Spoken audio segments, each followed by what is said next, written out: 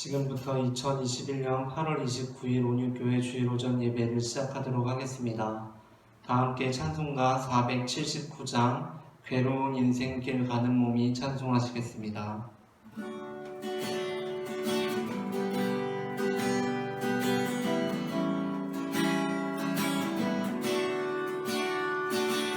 괴로운 인생길 가는 몸이 평안히 쉴 곳이 아주 없네. 걱정과 고생이 어디든 없으리. 돌아갈 내 고향 하늘나라. 방야에 찬바람 불더라도 앞으로 남은 길 멀지 않네. 산 넘어는 보라색 차게 불어도 돌아갈 내 고향 하늘나라. 날 구원하신 주 모시옵고 영원한 영광을 누리게라. 그리던 성도들 한자리 만나리.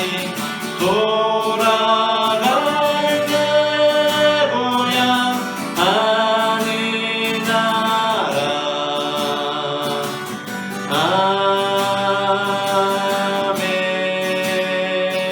아멘.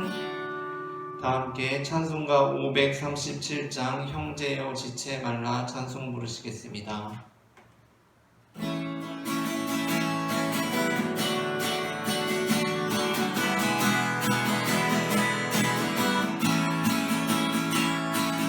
형제여 지체 말라. 왜 거기서 방황하나. 그 은혜를 입은 자 중에 주 너희를 드시려네. 오라 지체 말고라.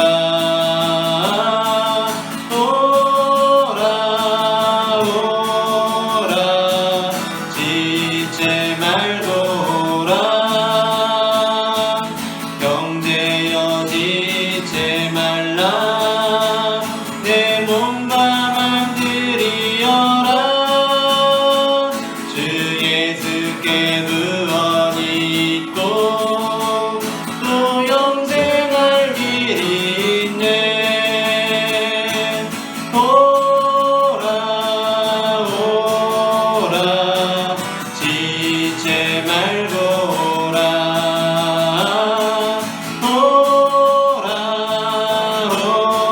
오라 지체 말고라. 형제여 내 맘속에 내 성령이 원하시네. 왜 주님의 구원을 떠나 죄 가운데 살려 하나.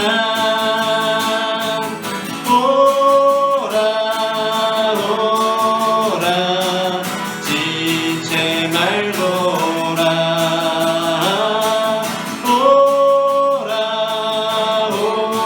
오라 지체 말고라. 형제여 지체 말라. 이 기회를 잃지 말라. 주 너에게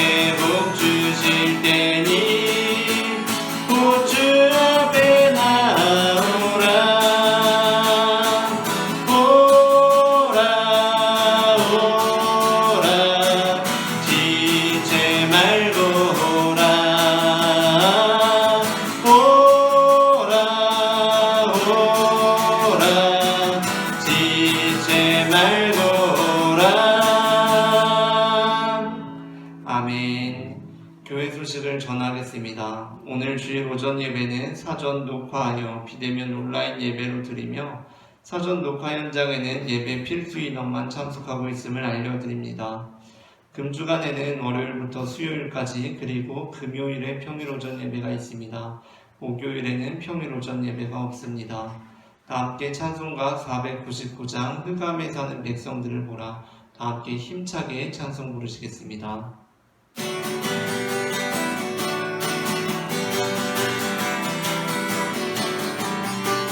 흑암에 사는 백성들을 보라. 수많은 심령 멸망하겠네.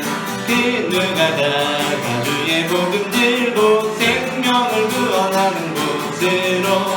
큰 권세 주께 있으니 큰 권세 주께 있으니 너는 가서 주의 복음 전하라. 주가 너 항상 지키리라. 구원의 문은 넓게 열렸으니 십자가 분명 일어나거라. 너희의 힘을 하나로 뭉쳐서 죄악의 쇠사슬을 끊어라. 큰 권세 주께 있으니 큰 권세 주께 있으니 너는 가서 주의 복음 전하라. 주가 너 항상 지키리라. 왜 너는 멸망길을 가려느냐. 주 음성 듣고 응답하여라. 널 구원하는 예수 죽었으니 생명의 참된 복음 전하라. 큰 권세 주께 있으니 큰 권세 주께 있으니 너는 가서 주의 복음 전하라. 주가 너 항상 지키리라. 온천하 만민 승리의 그날에 영광과 찬송 주께 드리네. 속죄함이 너 구원받았으니 기쁘게 할렐루야 부르세. 큰 권세 주께 있으니 큰 권세 주께 있으니 너는 가서 주의 복음 전하라. 주가 너 항상 지키리라. 아멘. 적은 누룩이 온 덩어리에 퍼지는 것을 알지 못하느냐. 너희는 누룩 없는 자인데 새 덩어리가 되기 위하여 묵은 누룩을 내버리라. 우리의 유월절 양 곧 그리스도께서 희생되셨느니라. 이러므로 우리가 명절을 지키되 묵은 누룩으로도 말고 악하고 악의에 찬 누룩으로도 말고 누룩이 없이 오직 순전함과 진실함의 떡으로 하자. 아멘.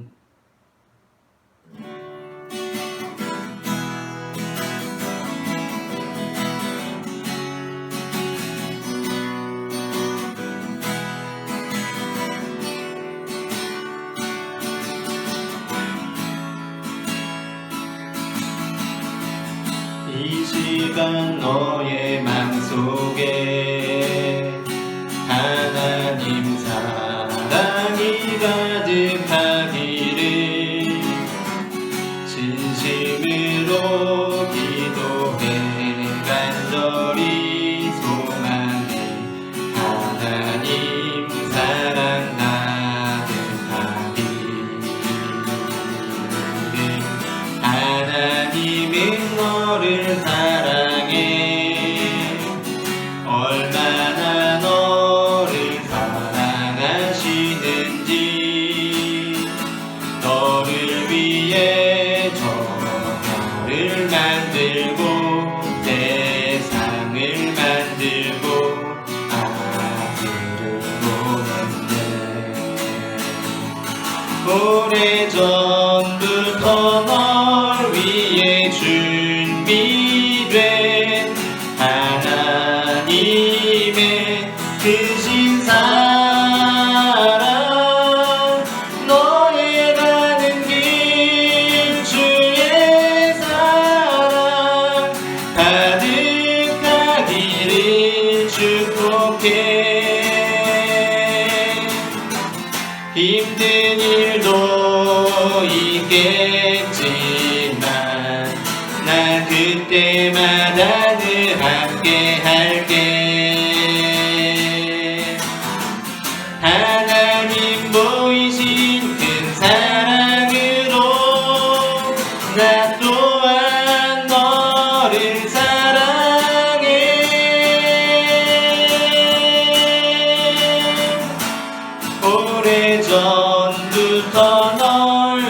위해 준비된 하나님의 크신 사랑 너의 가는 길 주의 사랑 가득하기를 축복해.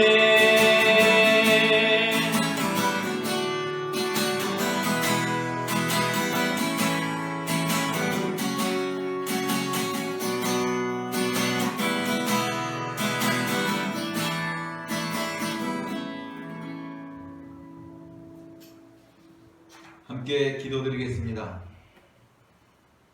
만유의 주 하나님 우리 아버지, 하나님을 멀리 떠나 그 영혼이 죽음 가운데 있던 우리들을 주께서 이처럼 사랑하사 약속의 말씀대로 이 땅에 찾아와 주시고 하나님께서 우리와 함께 하신다는 임마누엘의 은총을 주사 에스골골짜기의 마른 뼈와 같은 저희를 소생케 하셨으니 주님의 그 크신 사랑과 은혜와 은총을 찬양하며 내 모든 것 드려 주님을 예배합니다. 누구든지 그리스도 안에 있으면 새로운 피조물이라 이전 것은 지나갔으니 보라 새 것이 되었다고 하시며 인간들의 구원을 선포하신 하나님 우리 아버지, 저희가 주님의 은혜를 힘입고 우리 모든 죄와 허물을 십자가 밑에 내려놓습니다.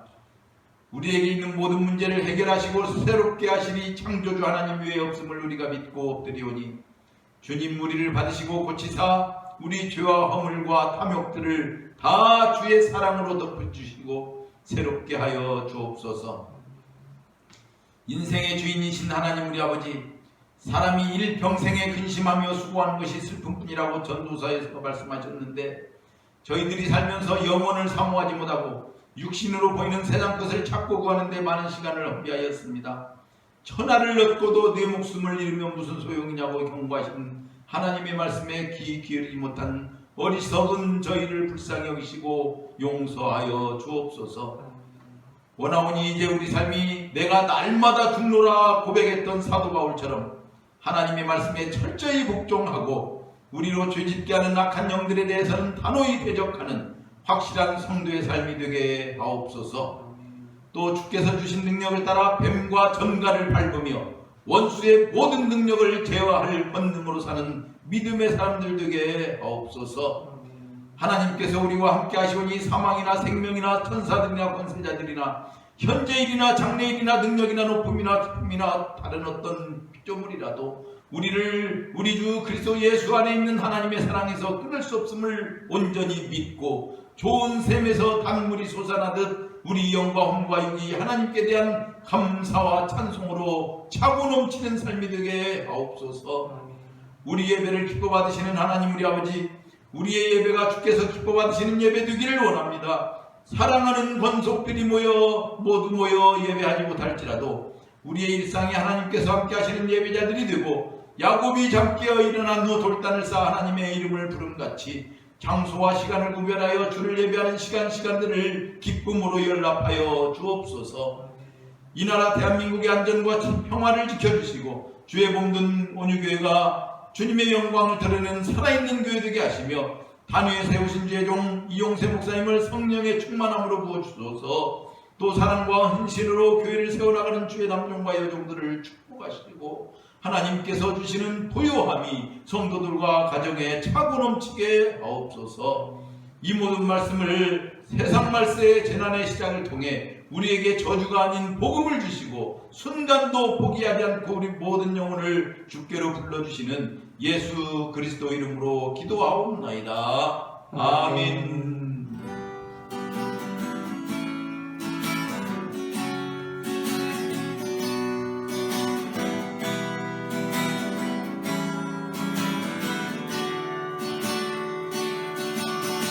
나 지금은 비록 땅을 걷다며 살지라도 내 영혼 저 하늘을 디디며 사네. 내 주님 계신 눈물 없는 곳 저 하늘에 숨겨둔 내 소망인데 얼굴들 그리운 이름들 많이 생각나. 때론 가슴 터지도록 기다려지는 곳 내 아버지 넓은 품날 맞으시는 저 하늘에 쌓은 내 소망이 있네. 주님 그 나라에 이를 때까지 순례의 걸음 멈추지 않으며 어떤 시련이 와도 나 두렵지 않네. 주와 함께 걷는 이 길에 주님 그 나라에 이를 때까지 순례의 걸음 멈추지 않으며 어떤 시련이 와도 나 두렵지 않네. 주와 함께 걷는 이 길에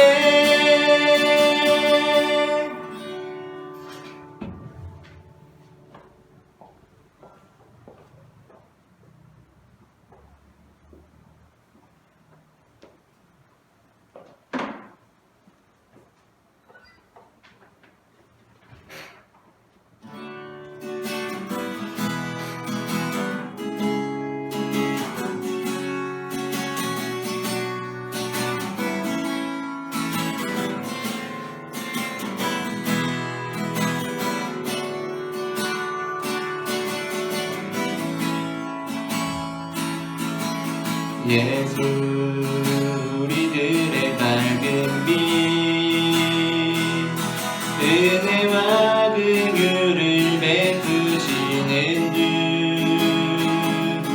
그의 길을 따라가는 주의 자녀들에게 항상 밝은 빛을 비추시네.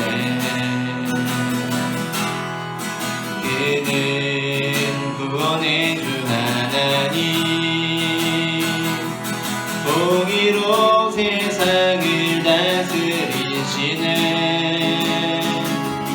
주를 경외하는 자들에게 부어주신 놀라운 주님의 영광 하늘에서 찬란하게 빛나는 주의 영광 이 땅에 오셨네. 어둠을 밝히고 새 생명 주시네. 영원히 빛나는 나의 예수님 높이 영광과 찬양 받으실 그 이름 경배합니다. 슬픔을 거두고 내게 자유 주시네. 기쁨의 노래를 영원한 나의 빛 예수께 하늘에서 찬란하게 빛나는 주의 영광 이 땅에 오셨네. 어둠을 밝히고 새 생명 주시네. 영원히 빛나는 나의 예수님 높이 영광과 찬양 받으실 그 이름 경배합니다. 슬픔을 거두고 내게 자유 주시네. 기쁨의 노래를 영원한 나의 빛 예수께 사랑의 주님 은혜를 감사합니다. 우리 이 시간 주님 앞에 나와 예배하며 주님의 찬양을 하게 하시는 주님 은혜를 감사합니다. 하나님을 구하시기 위해 이 땅 가운데 오신 주님을 바라보며 하나님의 어둠을 밝히시는 빛을 사모하며 우리가 주님 앞에 나아갈 수 있도록 주님 인도하여 주시옵소서. 이 시간에 또 말씀을 드릴 때에 우리의 눈과 귀를 열어주시고 우리의 마음을 열어주시어서 주님을 온전히 바라보며 그 말씀을 통하여서 새 힘을 얻는 믿음의 자녀들이 될 수 있도록 주님 인도하여 주시옵소서. 주여 이 시간 갈급한 심령을 가지고 나왔습니다. 하나님 주님 앞에 굶주린 영혼들이 나왔습니다.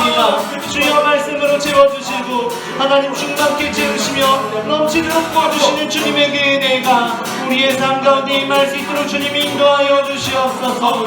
주여 부어주시옵소서.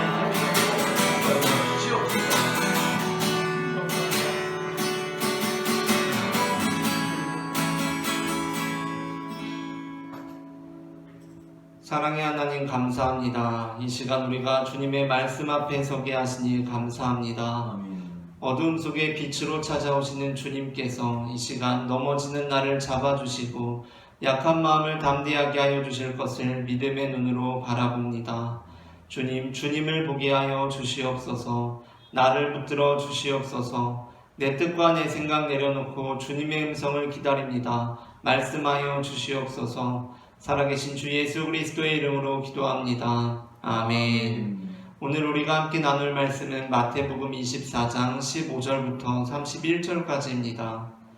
마태복음 24장 15절부터 31절까지 본문은 신약성경 41페이지 전후에 있습니다. 다 함께 일어나셔서 성경을 봉독하겠습니다.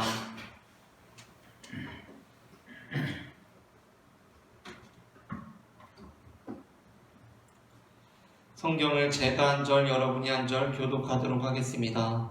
그러므로 너희가 선지자 다니엘이 말한 바 멸망에 가증한 것이 거룩한 곳에 선 것을 보거든 읽는 자는 깨달을진저. 그때에 유대에 있는 자들은 산으로 도망할지어다. 지붕 위에 있는 자는 집 안에 있는 물건을 가지러 내려가지 말며 밭에 있는 자는 겉옷을 가지러 뒤로 돌이키지 말지어다. 그날에는 아이 벤 자들과 젖 먹이는 자들에게 화가 있으리로다. 너희가 도망하는 일이 겨울이나 안식일에 되지 않도록 기도하라. 이는 그때에 큰 환란이 있겠음이라. 창세로부터 지금까지 이런 환란이 없었고 후에도 없으리라. 그 날들을 감하지 아니하면 모든 육체가 구원을 얻지 못할 것이나 그러나 택하신 자들을 위하여 그 날들을 감하시리라. 그때에 사람이 너희에게 말하되 보라 그리스도가 여기 있다 혹은 저기 있다 하여도 믿지 말라. 거짓 그리스도들과 거짓 선지자들이 일어나 큰 표적과 기사를 보여 할 수만 있으면 택하신 자들도 미혹하리라. 보라 내가 너희에게 미리 말하였노라. 그러면 사람들이 너희에게 말하되 보라 그리스도가 광야에 있다 하여도 나가지 말고 보라 골방에 있다 하여도 믿지 말라. 번개가 동편에서 나서 서편까지 번쩍임같이 인자의 임함도 그러하리라. 죽음이 있는 곳에는 독수리들이 모일 것이니라. 그날 환란 후에 즉시 해가 어두워지며 달이 빛을 내지 아니하며 별들이 하늘에서 떨어지며 하늘의 권능들이 흔들리리라. 그때에 인자의 징조가 하늘에서 보이겠고 그때에 땅의 모든 족속들이 통곡하며 그들이 인자가 구름을 타고 능력과 큰 영광으로 오는 것을 보리라. 함께 읽겠습니다. 그가 큰 나팔 소리와 함께 천사들을 보내리니 그들이 그의 택하신 자들을 하늘 이 끝에서 저 끝까지 사방에서 모으리라. 아멘. 자리에 앉으시겠습니다. 이 시간 예배의 자리에 나오신 여러분을 축복합니다. 오늘 저는 앞서 읽은 마태복음 24장 15절부터 31절까지의 본문으로 인자가 택하신 자들이라는 제목의 설교를 하려고 합니다. 전해지는 말씀 가운데 하나님의 은혜가 있기를 바랍니다. 오늘 본문은 세 차례에 걸쳐서 택하신 자들에 대해서 말씀하고 있습니다. 먼저 22절 그날들을 감하지 아니하면 모든 육체가 구원을 얻지 못할 것이나 그러나 택하신 자들을 위하여 그날들을 감하시리라. 다음으로 24절 거짓 그리스도들과 거짓 선지자들이 일어나 큰 표적과 기사를 보여 할 수만 있으면 택하신 자들도 미혹하리라. 마지막으로 31절 그가 큰 나팔 소리와 함께 천사들을 보내리니 그들이 그의 택하신 자들을 하늘 이 끝에서 저 끝까지 사방에서 모으리라. 아멘. 이러한 구절들을 통해서 예수님께서는 택하신 자들에 관해서 말씀하십니다. 예수님께서는 우리를 택하셨습니다. 하나님께서 우리를 택하셨습니다. 우리는 예수님으로부터 하나님으로부터 택함을 받았기에 구원받을 수가 있습니다. 사실 감리교회는 택함에 대해서 그다지 강조하지 않는 경향이 있습니다. 감리교회는 택함보다는 선행 은총을 강조합니다. 택함이 약간 제한적인 의미를 갖고 있다면 선행 은총은 보편적인 의미를 갖고 있다고 해서 감리교회는 택함보다 선행 은총을 강조하는 경향이 있습니다. 택함이란 감리교회보다는 장로교회에서 일반적으로 더 선호되는 메시지입니다. 그러나 우리는 감리교인이라고 하더라도 택함의 의미를 가볍게 여기는 사람들이 되어서는 안 됩니다. 왜냐하면 우리가 택함을 받았다, 그렇게 예정되어 있다라는 것은 구원에 대한 우리의 공로를 주장할 수 없다는 고백을 담고 있기 때문입니다. 물론 택함을 강조할 때 구원받을 사람뿐만 아니라 멸망당할 사람도 미리 정해져 있다는 이중 예정으로 치달을 위험이 없는 것은 아닙니다. 어떤 장로교 신학자들은 실제로 택함의 의미를 강조하다가 천국 갈 사람, 지옥 갈 사람은 이미 정해져 있다는 이중 예정을 주장하기도 하였습니다. 그러나 설령 이론적으로 신학적으로 이중 예정을 믿는 장로교인, 장로교 학자가 있다고 하더라도 실제로 성숙한 장로교인들은 어느 누구도 어떤 특정한 사람을 가리켜서 바로 저 사람은 지옥 갈 것으로 예정된 사람이다 라고 그렇게 주장하지는 않습니다. 그러니까 신학적으로는 구원에 대한 하나님의 주권 아래 천국 갈 사람, 지옥 갈 사람이 이미 정해져 있다라고 이중 예정으로 결론낼 수 없다고 하더라도 우리가 살아가고 있는 이 현실 속에서는 누가 천국 갈 사람인지 누가 지옥 갈 사람인지 알 수가 없기 때문에 오히려 내게 주어진 사람들, 내가 만나는 사람들, 내 주변의 사람들, 그들이 설령 아직 예수님을 믿지 않는다고 하더라도 모두 잠정적으로 택함 받은 자들로 여기고 바로 나를 통하여서 복음이 흘러들어갈 택함 받은 자들로 여기고 그들에게 복음을 전하며 살아간다는 것입니다. 그러므로 우리는 택함의 의미를 되새겨볼 필요가 있습니다. 로마서 8장 29절부터 30절 본문은 이렇게 말씀하고 있습니다. 하나님이 미리 아신 자들을 또한 그 아들의 형상을 본받게 하기 위하여 미리 정하셨으니 이는 그로 많은 형제 중에서 맏아들이 되게 하려 하심이니라. 또 미리 정하신 그들을 또한 부르시고 부르신 그들을 또한 의롭다 하시고 의롭다 하신 그들을 또한 영화롭게 하셨느니라. 아멘. 에베소서 1장 3절부터 6절입니다. 찬송하리로다 하나님 곧 우리 주 예수 그리스도의 아버지께서 그리스도 안에서 하늘에 속한 모든 신령한 복을 우리에게 주시되 곧 창세전에 그리스도 안에서 우리를 택하사 우리로 사랑 안에서 그 앞에 거룩하고 흠이 없게 하시려고 그 기쁘신 뜻대로 우리를 예정하사 예수 그리스도로 말미암아 자기의 아들들이 되게 하셨으니 이는 그가 사랑하시는 자 안에서 우리에게 거저 주시는 바 그의 은혜의 영광을 찬송하게 하려는 것이라. 아멘. 그렇다면 과연 택하신 자들은 어떠한 사람들입니까?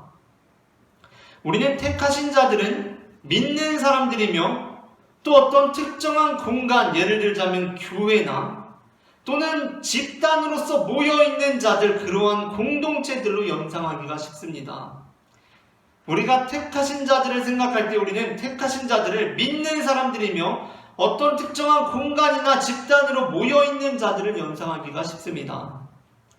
물론 택하신 자들은 예수 그리스도를 믿는 자들이며 교회 안에 공동체로서 모여있는 자들입니다. 예수님께 온 사람들입니다. 그러나 오늘 본문은 그와는 정반대되는 방향에서 택하신 자들에 관해 말씀하고 있습니다. 오늘 본문에서 택하신 자들은 일단 믿지 않는 자들입니다. 물론 믿음은 거룩한 것입니다. 그러나 그 믿음은 무엇을 믿느냐에 따라 거룩한 것이 되기도 하고 가증한 것이 되기도 합니다. 우리는 예수님을 믿어야 합니다. 정말 잘 믿어야 합니다. 그러나 예수님이 아닌 것은 믿지 말아야 한다는 것입니다.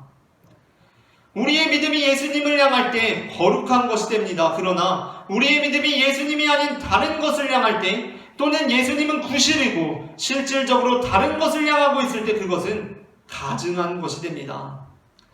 예수님께서는 바로 그러한 믿음에 대해서 말씀하십니다. 즉 택하신 자들은 거짓 그리스도들을 믿지 않는 자들이라는 것입니다. 또한 택하신 자들은 모여있지 않은 자들입니다. 물론 앞서 믿음과 마찬가지로 모임 역시 중요합니다. 거룩한 성도들의 모임은 거룩합니다. 그러나 오늘 본문에서는 오히려 모여드는 것, 그리고 모이게 하려는 것들이 거짓 그리스도들의 활동으로 묘사됩니다. 직접적으로 그들이 모이게 할 것이라는 구절이 있는 것은 아니지만 거짓 그리스도들이 미혹하리라거나 또한 주검이 있는 곳에는 독수리들이 모일 것이라는 표현이나 결정적으로 마지막으로 예수님께서 오실 때에 종국적으로 그의 택하신 자들을 사방에서 모으실 것이라고 말씀하신다는 점에서 우리는 거짓 그리스도들의 활동이 사람들을 모여들게 하는 것임을 감지할 수 있습니다. 그렇다면 택하신 자들은 어떠한 자들입니까? 택하신 자들은 모여있지 않은 자들입니다. 그리고 모여있지 않는다는 것은 그 모여있지 않는다는 것의 의미는 바로 도망하는 자들이라는 것입니다. 왜 도망합니까? 멸망에 가증한 것이 거룩한 곳에 섰기 때문입니다. 여기서 중요한 것은 이들이 거룩한 곳에서 도망한다는 것입니다. 2001년 9월 11일 9.11 미국 뉴욕의 세계무역센터에 항공기 자살 테러가 발생했을 때 맨하튼에서 목회하시는 콜론 목사님은 테러를 받아서 연기가 나고 결국에는 무너져 내렸던 그 세계무역센터를 바라보면서 연기가 피어오르고 곧 무너질 것 같은 미국 교회를 생각하게 되었다고 합니다. 아마도 콜론 목사님께서는 미국에서 오랜 시간 목회를 하시면서 그동안 미국 교회 전반에 대한 실망과 낙담을 여러 차례 경험하였고 그러한 상황 속에서 무너져 내리는 세계무역센터를 보면서 미국 교회가 연상되었던 것 같습니다. 그래서 그 목사님께서 행하신 일이 무엇인지 아십니까? 성도들에게 다가가서 다른 어떤 곳이 아니라 교회로부터 도망치라고 소리친 것입니다. 교회로부터 도망치라고 소리친 것입니다. 그 이유가 무엇입니까? 거룩한 곳에 가증한 것들이 가득 차 있기 때문이었습니다. 물론 빌딩은 좋은 것입니다. 잘은 모르지만 110층짜리 세계무역센터는 아마 일하기에 최적화된 아주 쾌적하기가 이로 말할 수 없는 곳이었을 것입니다. 그곳은 누구라도 들어가서 일하고 싶은 곳이지 도망칠 이유가 되는 곳은 아닙니다. 그러나 이제 그곳은 도망쳐야 하는 곳이 되었습니다. 내가 진행 중이던 프로젝트들, 내 업무 자료들, 그리고 내 귀한 업무 기기들을 챙길 것도 없이 최대한 신속하게 도망쳐 나와야 하는 곳이 되었습니다. 왜 그렇습니까? 그곳이 연기가 피어오르고 있고 무너지고 있기 때문이었습니다. 콜론 목사님 역시 마찬가지였을 것입니다. 콜론 목사님은 교회를 부정하기 때문에 교회로부터 도망치라고 말했던 것이 아닙니다. 교회가 부정하기 때문에 교회로부터 도망치라고 말했던 것이 아닙니다. 아니, 그는 누구보다 교회의 본질에 대해서 잘 알고 있는 분이었을 것입니다. 그러나 그분은 다른 어떤 곳이 아니라 교회에서 도망치라고 말씀을 선포했습니다. 그는 그 거룩한 곳에서 도망치라고 설교했습니다. 왜냐하면 그 거룩한 곳에 가증한 것이 서 있는 것을 보았기 때문입니다. 교회가 연기가 피어오르고 무너져 내리고 있었기 때문이었다는 것입니다. 오늘 본문을 잘 보시기 바랍니다. 예수님께서는 우리에게 가증한 곳으로부터 도망하라고 말씀하시지 않으십니다. 예수님께서는 우리에게 거룩한 곳에서 도망치라고 말씀하십니다. 그 이유는 그곳이 변질되었기 때문입니다. 택함받은 자들은 세상으로부터 도망치는 자들이 아닙니다. 오히려 택함받은 자들은 예수님께서 승천하신 후에 천사들이 제자들에게 주었던 말씀, 사도행전 1장 10절부터 11절 말씀, 올라가실 때에 제자들이 자세히 하늘을 쳐다보고 있는데 흰옷 입은 두 사람이 그들 곁에 서서 이르되 갈릴리 사람들아 어찌하여 서서 하늘을 쳐다보느냐, 너희 가운데서 하늘로 올려주신 이 예수는 하늘로 가심을 본 그대로 오시리라 하셨느니라 라는 말씀을 따라서 맨날 하늘만 바라보고 있는 자들이 아니라, 하늘만 뚫어지게 자세히 관찰하고 있는 자들이 아니라 이 땅에서의 삶을 충실히 살아가는 자들이었다는 것입니다. 택함받은 자들은 오히려 산으로부터 예루살렘으로 가는 자들입니다. 왜냐하면 사도행전 1장 12절 말씀처럼 그 길은 안식일에 가기에 알맞은 길이기 때문입니다. 그렇다면 택함받은 자들은 어떠한 사람들입니까? 택함받은 자들은 교회로부터 도망치는 자들입니다. 우리가 택함받은 자들이라면 거룩한 곳으로부터 도망쳐야 합니다. 왜냐하면 이미 거룩한 곳까지도 가증한 것들이 침입해 들어오기 시작했기 때문입니다. 거짓 그리스도는 이마에 나 거짓 그리스도라고 써놓은 자들이 아닙니다. 이들에 대해서는 예수님께서 먼저 마태복음 7장 15절에서 이렇게 말씀하셨던 바 있습니다. 거짓 선지자들을 삼가라. 양의 옷을 입고 너희에게 나오나 속에는 노략질하는 일이라. 아멘. 이들은 양의 옷을 입고 있습니다. 양의 옷을 입고 있습니다. 그러니까 쉽게 알아채기가 어렵다는 것입니다. 심지어 양보다 더 양처럼 보이기까지 합니다. 예수님께서는 우리가 택하신 자들이라면 그들을 알아볼 수 있는 눈이 있어야 하며 또한 그들로부터 도망칠 수 있는 발이 있어야 한다고 말씀하십니다. 고린도서 11장 2절부터 3절 그리고 13절부터 15절에서 사도 바울 역시 이렇게 말씀하고 있습니다. 나는 뱀이 그 관계로 하와를 미혹한 것 같이 너희 마음이 그리스도를 향하는 진실함과 깨끗함에서 떠나 부패할까 두려워하노라. 그런 사람들은 거짓 사도여 속이는 일꾼이니 자기를 그리스도의 사도로 가장하는 자들이니라.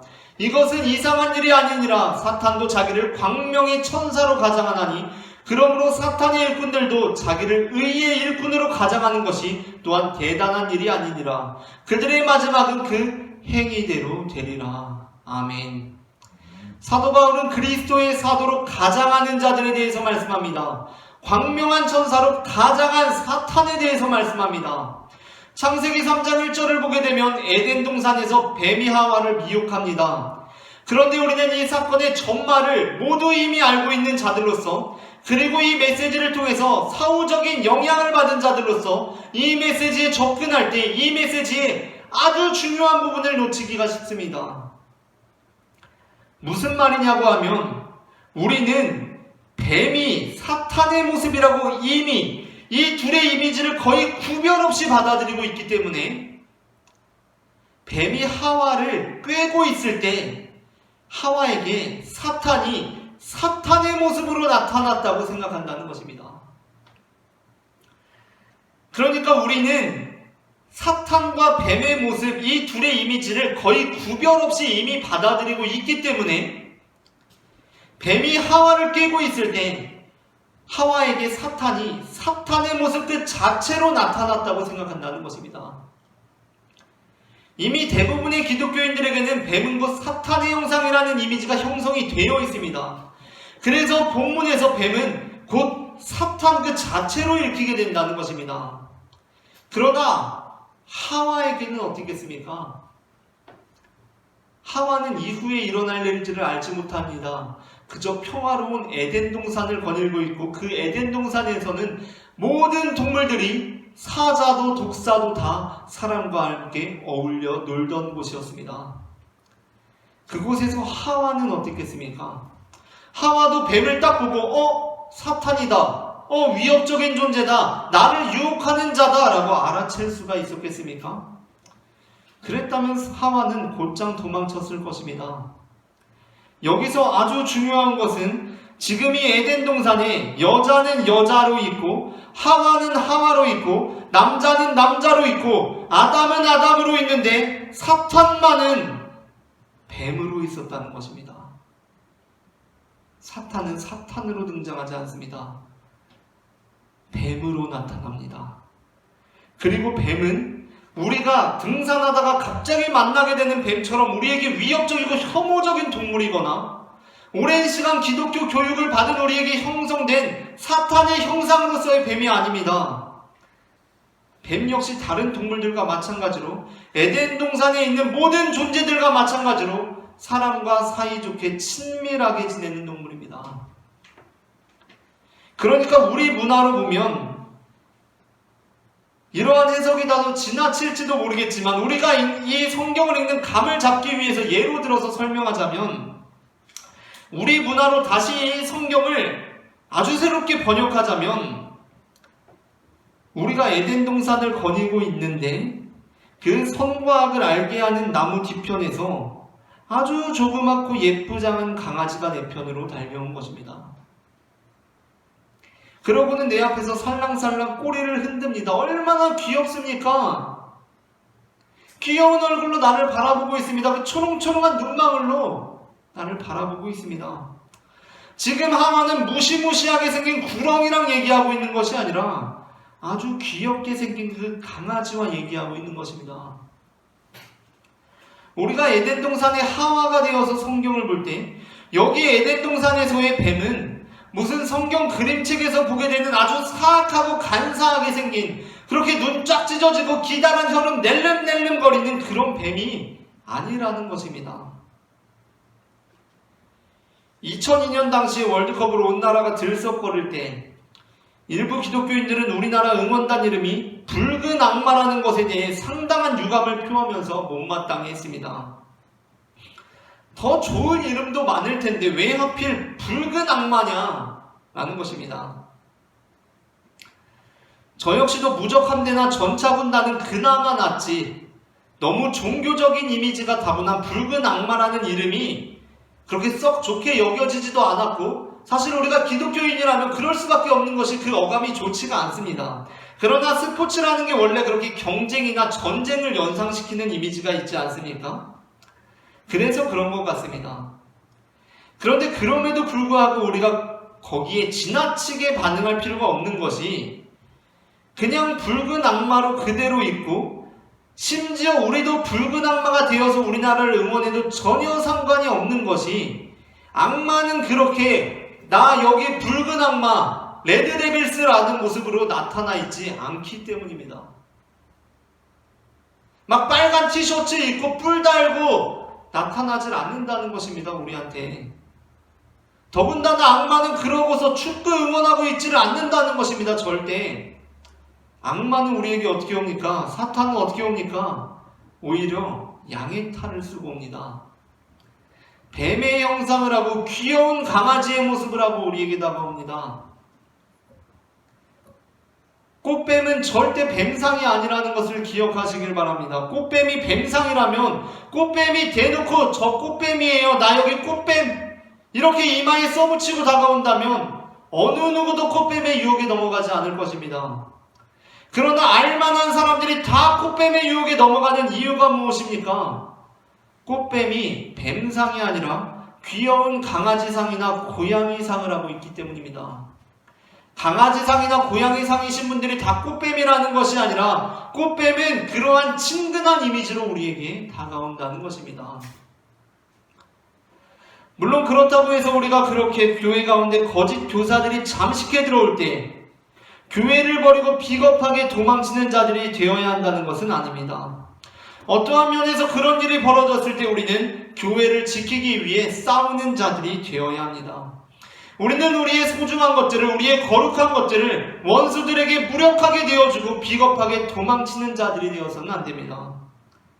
그런데 예수님께서는 멸망에 가증한 것이 거룩한 곳에 섰을 때에는 그곳으로부터 도망치라고 말씀하십니다. 그 의미는 무엇입니까?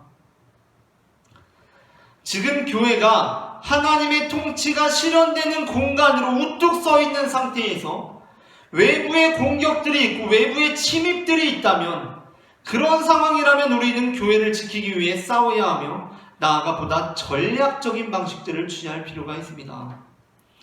그러나 지금 예수님께서 우리에게 보여주시는 그림은 무엇입니까?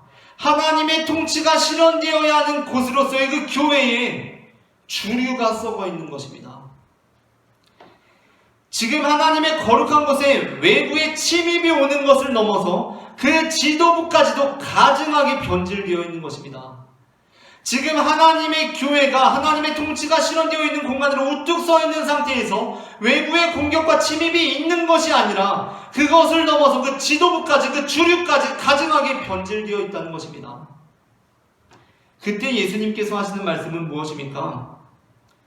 주저없이 도망치라는 것입니다. 신속하게 도망치라는 것입니다. 뒤도 돌아보지 말고 미련을 갖지 말고 도망하라는 것입니다. 물론 우리는 교회도 사람 사는 곳이라서 이런 문제 저런 문제 다 있는 곳이라는 것을 잘 알고 있습니다. 교회도 세상 사회 구조에 속해 있기 때문에 이런 식 저런 식으로 다 문제 있는 곳이라는 것을 알고 있습니다. 우리는 그렇게 애써 합리화하고 적당히 둘러대기도 합니다. 그러나 교회가 그렇게 세상 사람들 사는 곳과 똑같은 곳이라면, 교회가 그렇게 세상 구조와 똑같은 곳이라면 대체 세상 가운데 교회가 있어야 하는 그 이유는 도대체 무엇입니까? 거기 가서 친목도모도 좀 하고 레크레이션도 좀 하고 장기자랑도 좀 하고 노래도 좀 부르자고 교회가 있는 것입니까? 저는 그러한 점에서 교회도 다를 수가 없는 곳이야 라는 패배주의적 말에 동의할 수가 없습니다. 교회는 달라야 합니다. 어찌됐든 교회는 달라야 합니다. 거룩한 곳으로 남아있어야 합니다. 교회에 있는 그 거룩한 곳에는 가증한 곳에 침입이 있을지는 몰라도, 그것은 불가피하다 쳐도 그 중심에 가증한 것이 서 있어서는 안 된다는 것입니다. 그 가증한 것이 주변부에서 틈을 노리며 활동할 수는 있지만 그게 중심에 서 있을 수는 없다는 것입니다. 예수님께서는 그 멸망에 가증한 것이 거룩한 곳에 선 것을 네가 보게 된다면, 설령 그곳이 거룩한 곳처럼 보인다고 하더라도 뒤도 돌아보지 말고 도망하라고 말씀하십니다. 하지만 우리는 이것을 하지 못합니다. 무엇을 하지 못합니까? 도무지 도망하지는 못합니다. 교회에 중대한 문제가 있음을 발견했습니다. 중병이 들려있음을 발견했습니다. 그냥 다들 이 교회 사람들이니까 아무도 감지하고 있지 못하지만 이 뱀이 지금 그냥 그 평소에 보던 뱀이 아니라 사탄이라는 것을 몰라보고 있지만 나는 발견했습니다.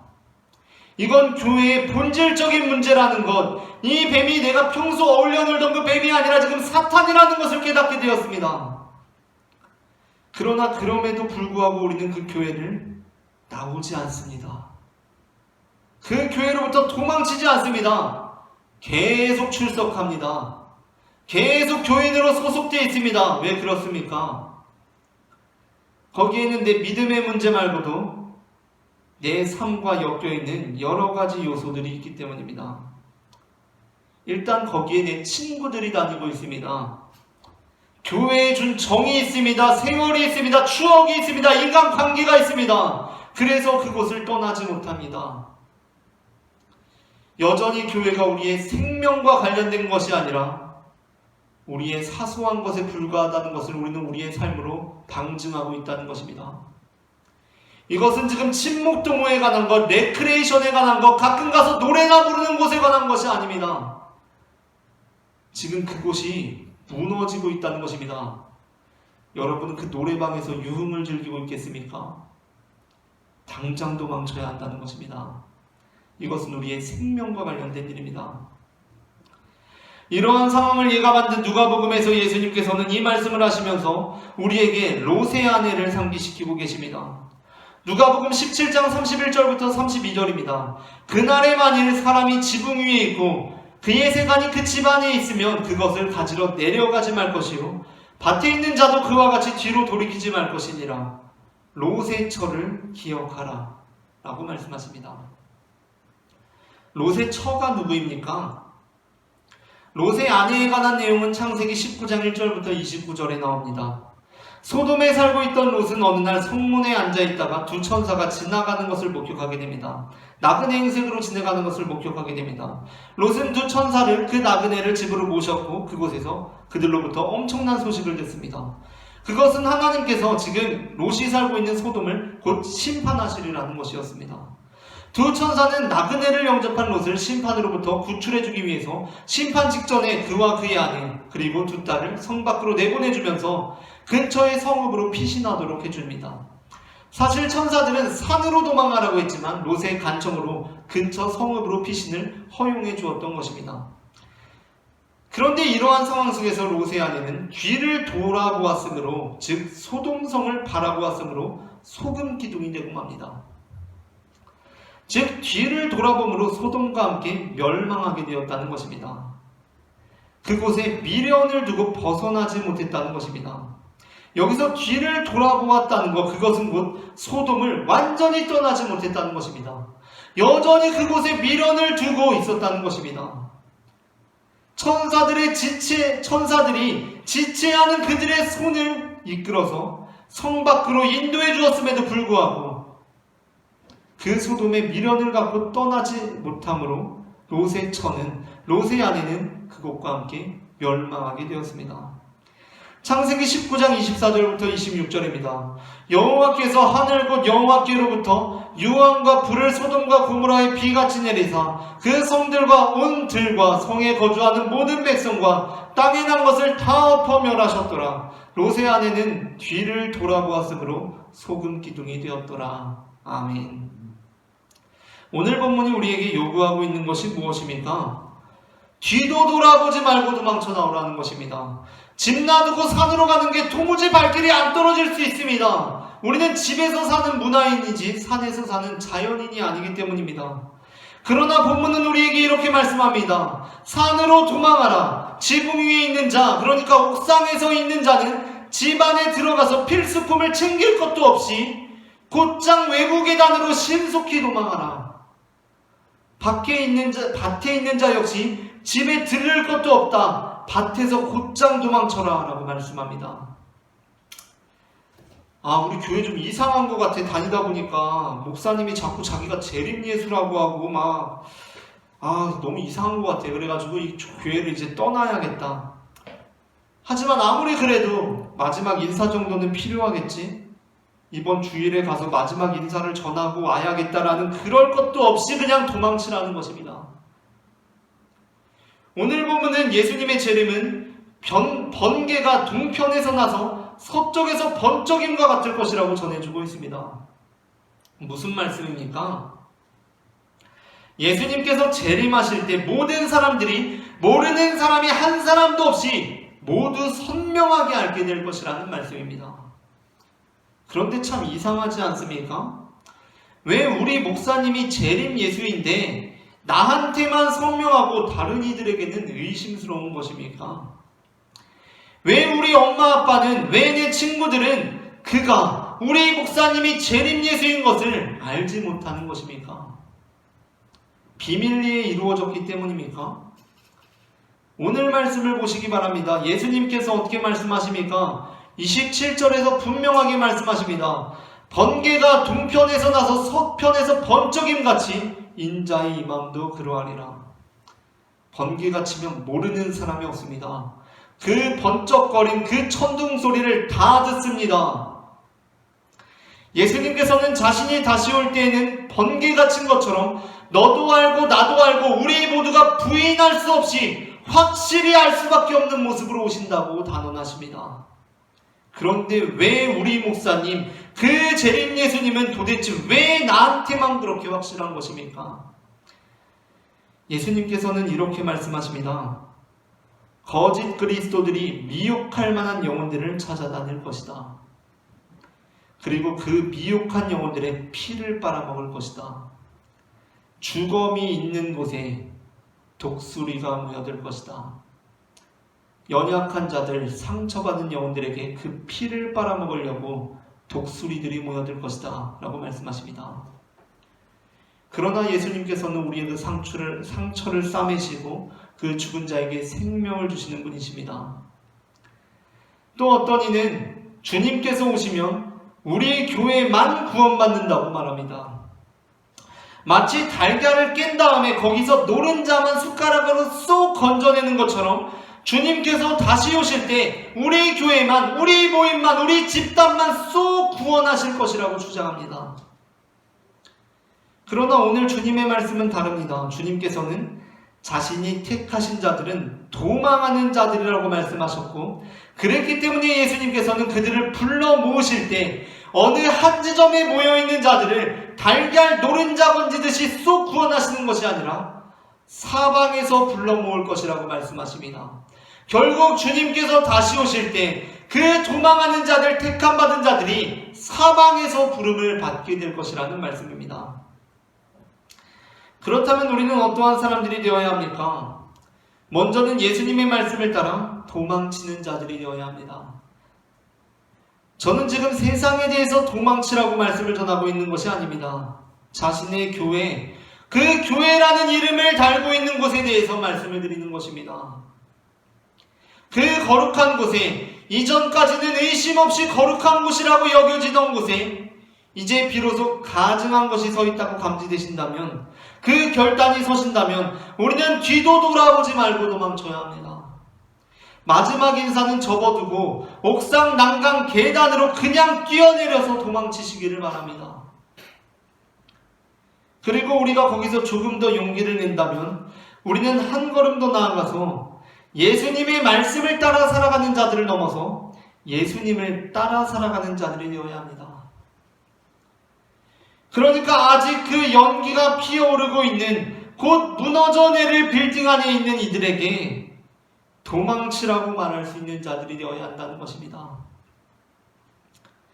앞서 말씀드렸던 콜론 목사님께서는 사실 그 무너지는 세계무역센터 빌딩을 보면서 이게 미국 교회의 모습이구나 라고 생각을 하고, 그냥 혼자 그렇게 생각을 하고 그 무너지는 미국 교회를 홀로 조용히 떠날 수도 있었을 것입니다. 그렇지 않습니까? 이게 미국 교회의 현실이구나, 무너지고 있구나, 빨리 도망쳐야겠다, 그리고 혼자 도망칠 수도 있었습니다. 그러나 그는 그렇게 하지 않았습니다. 그는 이전과 똑같이 그 주일에도 교회 설교단에 서서 이렇게 선포했습니다. 여러분, 이 무너지는 미국 교회로부터 도망하십시오 라고 선포했습니다. 그러니까 지금 그 빌딩이 무너지고 있는데 이 목사님은 자기 혼자 살겠다고 도망친 것이 아니라 다시 그 주일에 언제 무너질지 모르는 그 미국 교회 설교단에 서서 여러분 도망하십시오 라고 설교했다는 것입니다. 사실 그 일은 동료 목회자들로부터 미움을 살 수도 있고 교계 안에서 따돌림을 당할 수도 있을 만한 발언이었습니다. 그러나 그는 그럼에도 불구하고 그 메시지를 전했습니다. 왜 그랬던 것입니까? 그는 그의 설교를 통해서 그가 받았던 도전에 대해서 이렇게 전하고 있습니다. 주님, 저는 연기가 피어오르는 빌딩에서 도망쳐 나오는 수많은 사람들을 보았습니다. 그러나 주님, 저는 또한 그 연기가 피어오르는 빌딩을 향해서 달려가는 사람들도 보았습니다. 그들은 바로 소방관들과 경찰관들이었습니다. 사람들이 그 연기나는 빌딩을 뒤로하고 도망쳐 나올 때 그들은 그 연기나는 빌딩을 향해 달리면서 여전히 그 안에서 위험을 감지하고 있지 못한 이들에게, 그래서 지체하고 여유를 부리고 있는 이들에게 이렇게 소리치고 있었습니다. 위험합니다. 도망치십시오. 최대한 멀리 달아나십시오. 여유를 부리지 마십시오. 얼마 남지 않았습니다. 가만히 서 있지 마십시오. 달리십시오. 젖먹던 힘을 다해 달리십시오 라고 소리치고 있었습니다. 그 연기가 피어오르는, 언제 무너질지 모르는 그 빌딩을 향해서 달리면서 소방관들과 경찰관들은 여유 부리는 사람들을 향해서 젖먹던 힘을 다해 달리십시오. 반대편을 향해 달리십시오 라고 소리쳤다는 것입니다. 콜론 목사님은 이렇게 고백합니다. 오 주님, 저는 하나님 나라를 위한 저의 책임감이 그 소방관들과 경찰관들이 시민들을 향해 가졌던 그 책임감보다 적지 않기를 바랍니다 라고 고백합니다. 저는 우리에게도 바로 이 책임감이 있기를 바랍니다. 왜냐하면 그것이 바로 예수님의 마음이었기 때문입니다. 예수님께서는 이 땅에 오셔서 우리에게 도망치라고 말씀하셨습니다. 그분께서는 저 높은 하늘에서 야 도망쳐라 라고 소리치지 않으셨습니다. 그분께서 오신 이곳은 곧 도망쳐야 하는 곳이었습니다. 그분은 사실 우리가 당해야 할 종말과는 상관이 없는 분이셨습니다. 그러나 그분께서는 이 환란이 임박한 세계 안으로 들어오셔서 우리에게 도망치라고 말씀하셨습니다. 그리고 그분은 워낙에 재빠르셔서 우리에게 임박한 이 환란을 말씀하시고 재빨리 도망치셔서 안전한 곳으로 도피하지 않으셨습니다.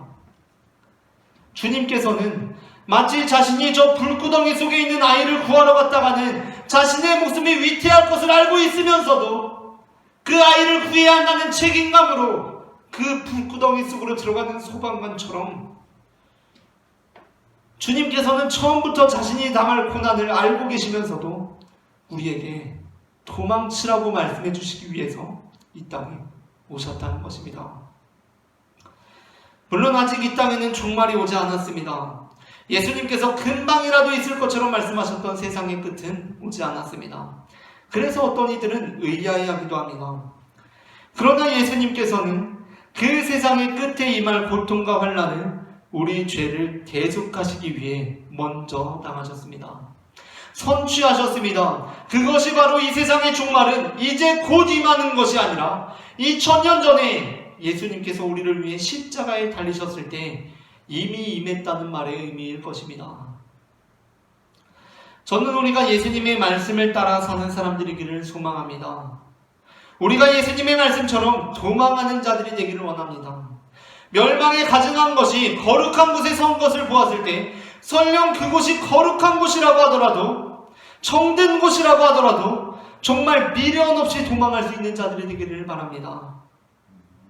그러나 또 한편으로 우리가 예수님을 따라 사는 사람들이기를 소망합니다. 우리가 예수님처럼 내가 받을 고난과 내가 입을 손해와 내가 처할 위험에도 불구하고 그 무너지고 있는 세계에 여전히 여유 부리고 있는 자들을 찾아가서 도망하라고 선포할 수 있는 자들이 되기를 원합니다. 이처럼 하나님께서는 우리를 구원하시기 위해 이 땅에 친히 오신 분이시며 또한 우리가 주님께서 먼저 가신 그 길을 따르기를 원하시는 분임을 저는 마태복음 24장 15절부터 31절 말씀을 근거로 고백합니다. 오늘 전해진 말씀 가운데 하나님의 은혜가 임했기를 바랍니다.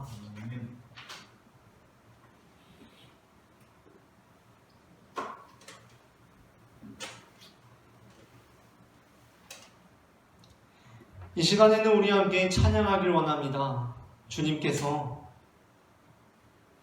그곳을 바라보시면서 품었던 그 마음을 우리 역시 품고 주님, 내가 주님의 마음에 합당한 자가 되기를 원합니다. 예수님의 말씀을 따라 살아갈 뿐만 아니라 예수님을 따라 살아가는 자가 되게 하여 주시옵소서. 다 함께 그날 사망의 그늘에 앉아 찬송하시겠습니다.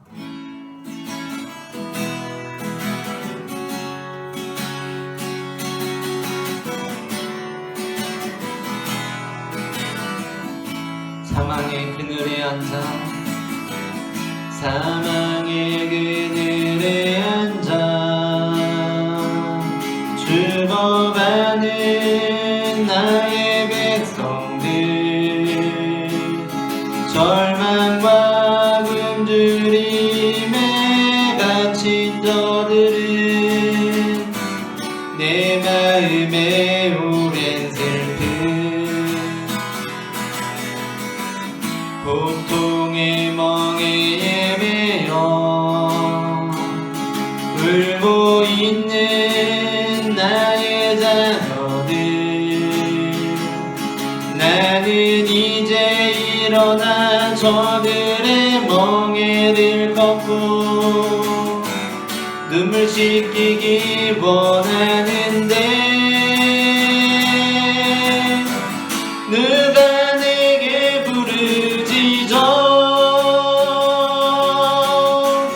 저들을 구원케 할까?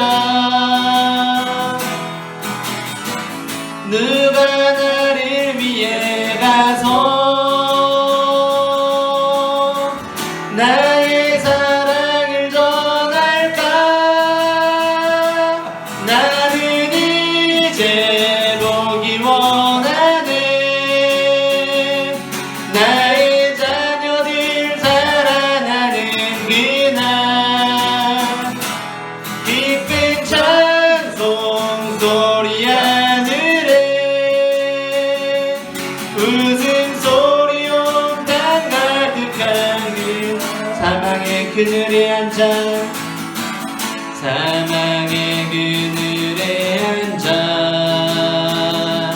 죽어가는 나의 백성들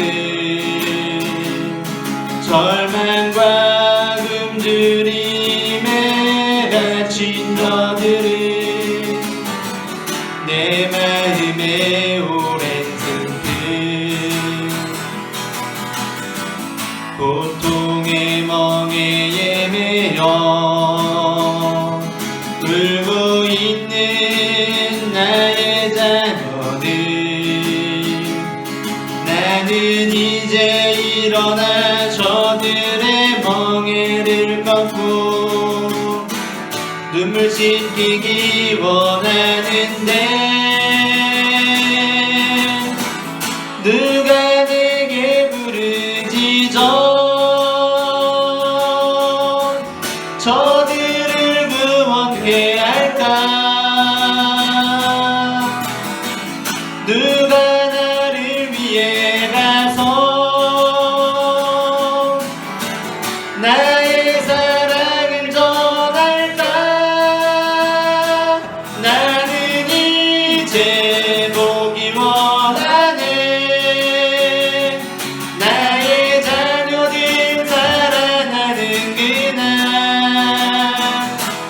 깊은 찬송 소리 하늘에 웃음소리 온 땅 가득한 그날 주님 나라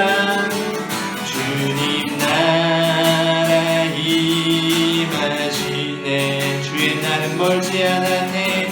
주의 날은 멀지 않았네. 너는 일어나 주를 따르라. 하나님 널 부르시네. 세상은 아직 어둠 속에 빛 대신 주 보기 원하네. 너는 일어나 그 빛을 바라라.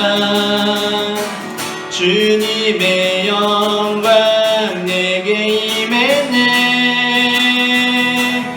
일어나 주 위에 서라. 강한 용사여. 주님이 너와 함께 하시네. 주께서 다시 오실 길 그 길 예비하라. 영광의 주님 오만하게 와.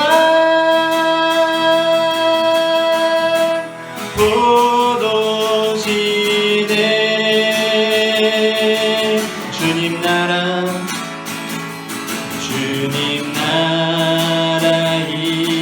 임하시네. 주의 날은 멀지 않았네. 주의 날은 멀지 않았네. 너는 일어나 주를 따르라. 하나님 널 부르시네. 세상은 아직 어둠 속에 빛 대신 주 보기 원합니다. 빛 대신 주 보기 원하네.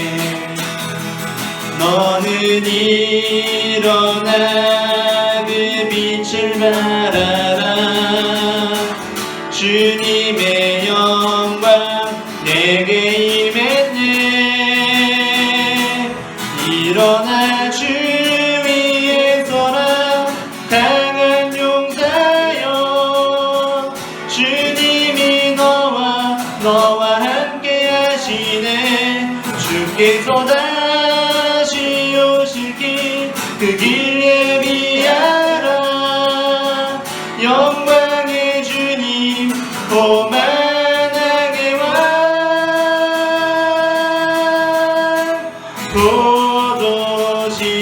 포도시대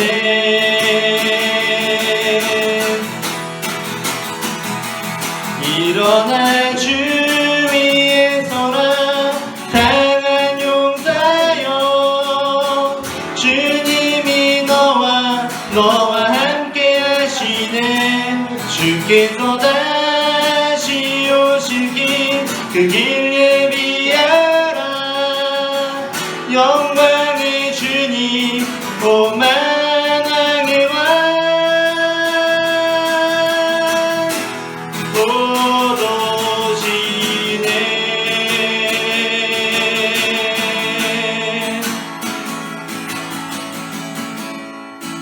이 시간 우리 주님의 말씀을 청종하기를 원합니다.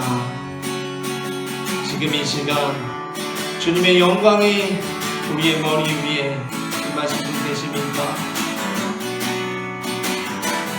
사랑의 주님, 우리가 주님을 따라 살아가기를 소망합니다. 지금 주님의 영광이 임하신 분들이 계시다면, 그래서 그 멸망에 가증한 것이 거룩한 것에 선 것을 보게 된 분이 계시다면 지금 미련 없이 도망치시기를 원합니다. 지금 신속하게 달아나시기를 원합니다. 우리의 생명을 위하여 그곳으로부터 우리는 떠나야 합니다. 주님께서는 모든 이가 알게 이 땅 가운데 다시 오실 것이며, 이 땅 가운데 다시 오셨을 때에 사방으로부터 그 택한 받은 자를 모실 것입니다. 주님, 내가 그러한 자가 되기를 소망합니다.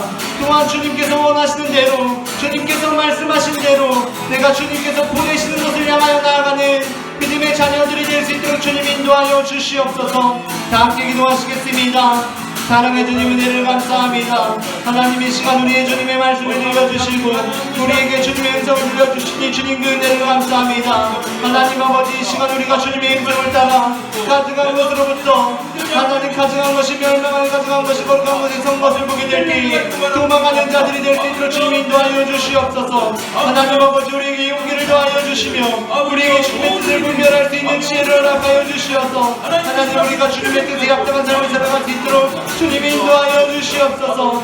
하나님 아버지, 이 시간 우리에게 주님의 영광을 보여주시니 그 은혜를 감사합니다. 주님의 영광을 보여주시니 주님의 그 은혜를 감사합니다.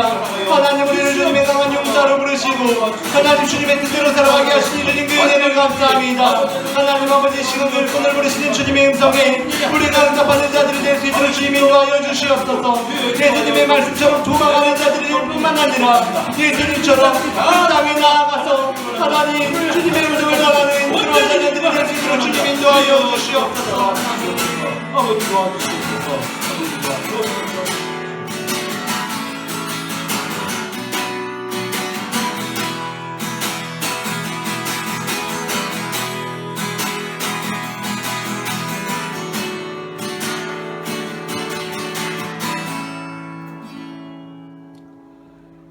우리를 사랑하시는 하나님, 이 시간 우리를 택함 받은 자들로 삼아주신 그 은혜를 감사드립니다. 아멘. 이제 우리가 택함 받을 자들답게 살아갈 수 있도록 도와주시옵소서. 아멘. 이제는 미리 정하신 우리를 부르시고 의롭다 하시며 또한 영화롭게 하시는 하나님 아버지의 사랑과 그 안에서 하늘에 속한 모든 신령한 복을 우리에게 주시는 예수 그리스도의 은혜와 우리의 삶에 역사하셔서 우리를 주님의 강한 용사로 삼으시는 성령 하나님의 인도하심이 지금 각자의 자리에서 누가 나를 위해 가서 나의 사랑을 전할까라는 주님의 말씀에 주님, 제가 여기 있습니다, 나를 보내소서라고 응답하는 모든 영혼들의 머리 위에 지금부터 영원토록 함께 하시기를 간절히 축원하옵나이다. 아멘.